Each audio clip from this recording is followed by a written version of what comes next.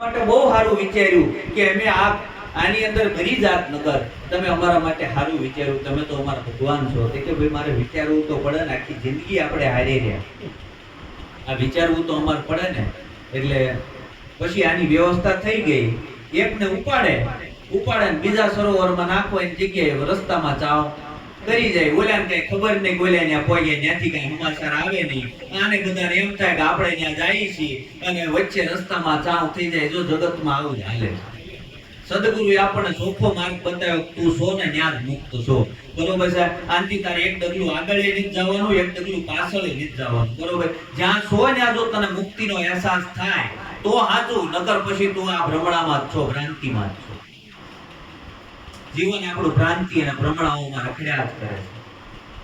આ ભ્રાંતિ અને ભ્રમણામાંથી સદગુરુએ આપણને બહાર કાઢ્યા છે. હજી છતાં જો આપણું જીવન કંઈક ભ્રમણા અને ભ્રાંતિમાં હોય, બરોબર છે, તો એ ભૂલ આપણી છે, સદગુરુની નથી.